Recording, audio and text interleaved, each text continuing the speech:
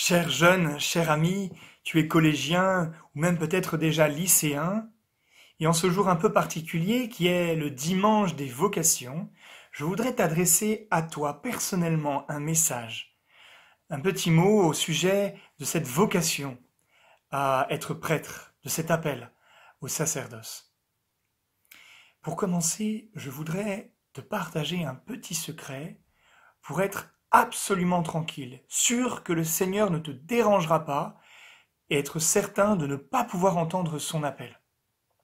Première chose à faire, c'est surtout arrête tout de suite de prier.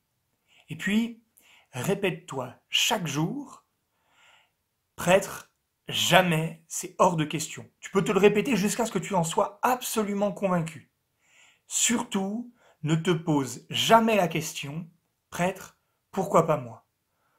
Si tu commençais à te la poser, on ne sait jamais, le Seigneur pourrait te prendre par surprise, et puis tu finirais comme moi, malheureux, avec une vie ratée. Va demander aux prêtres que tu connais, ou ceux de ta paroisse, et demande-leur de te parler un peu de leur vie, tu verras, quel malheur, quelle tristesse, c'est vraiment pas beau à voir.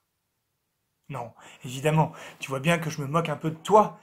Au contraire, ce que je veux te dire d'abord, c'est garde ton cœur ouvert. Garde ton cœur ouvert à tout ce qui est possible et à cette question en particulier. Prêtre, pourquoi pas moi? Tu vis comme adolescent une période à la fois merveilleuse et difficile. Difficile parce que, évidemment, tout n'est pas clair dans ta vie, tu ne sais pas encore ce que tu feras plus tard et ce que tu feras de ta vie même, mais merveilleuse aussi parce que tu découvres en toi plein de nouvelles choses, de nouvelles qualités, tu fais l'expérience dans ton corps de passion, de nouveaux désirs, de pulsions aussi, de sentiments nouveaux, comme les sentiments amoureux. Et tout ceci est merveilleux et te donne le droit de rêver. Tu as envie de vivre à plein tout cela, de faire que ta vie soit remplie de toutes ces belles forces que tu sens en toi, et tu as raison. Il faut rêver. Mais qu'est-ce que c'est que un rêve? Souvent, on rêve un peu pour nous.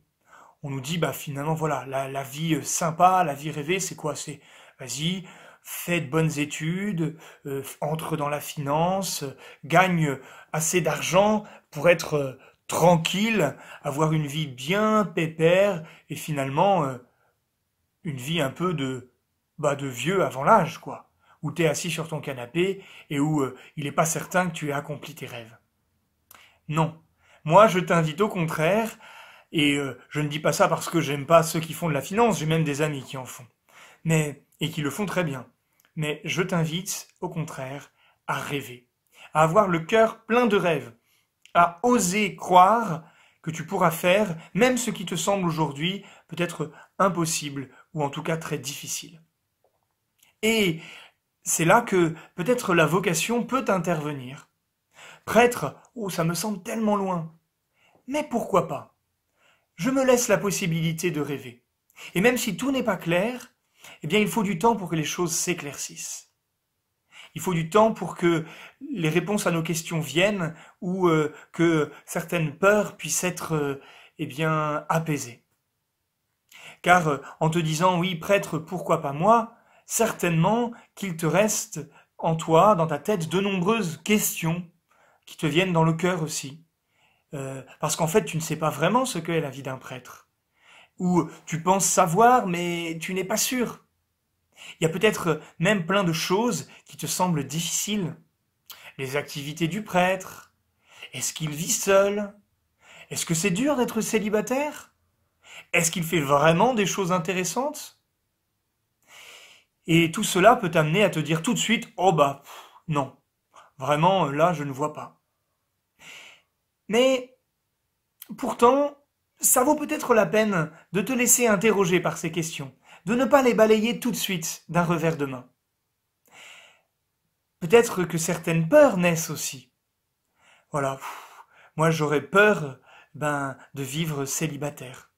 toutes ces forces d'amour que je sens en moi, cette puissance de désir, mais qu'est-ce que je vais en faire? Qu'est-ce qui va advenir de cela? Je t'invite pour cela, peut-être pour avoir une réponse, à jeter un œil à la petite vidéo que j'ai faite aussi pour les étudiants. Ou alors, franchement, moi comme prêtre, j'aurais vraiment peur de m'ennuyer.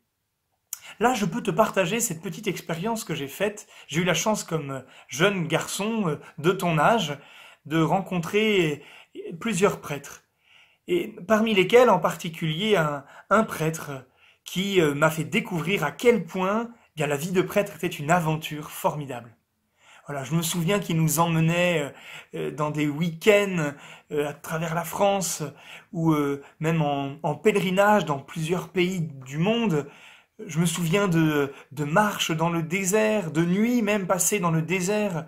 Bref, avec lui, on vivait toujours des choses assez exaltantes.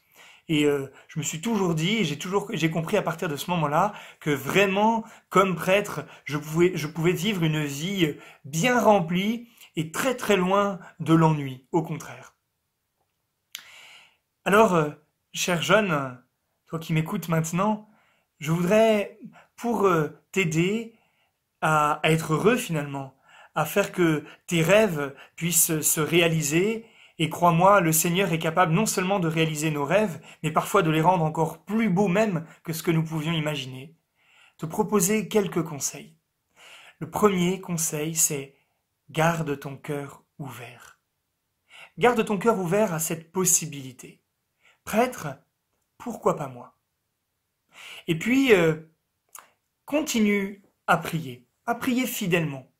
Et le Seigneur, petit à petit, saura te faire sentir ce pourquoi il t'a fait et te faire discerner dans tes désirs, eh bien, comment ils peuvent se réaliser dans ta vie, dans une vie belle et bonne. Ensuite, eh bien, n'aie pas peur de te poser ces questions, même si elles ne trouvent pas tout de suite des réponses, ou d'affronter ces quelques peurs qui peuvent subsister en toi par rapport à la vie de prêtre, et en étant confiant que, avec le temps, cela pourra peut-être changer. Également, je t'invite à avoir de bonnes amitiés. Des amis qui t'aident à pouvoir bien parler de ces choses-là très simplement, sans crainte bien d'être jugé ou d'être moqué, et qui t'aident à vivre ta vie de chrétien avec joie, comme quelque chose de beau et de bon pour ta vie. Et enfin, pourquoi pas aller rencontrer un prêtre et puis lui poser tout simplement ces questions. Cela n'engage à rien, mais cela pourra éclairer ton cœur et te donner la paix. Voilà, pourquoi pas même autour d'une pizza, je suis disponible. À toi de jouer.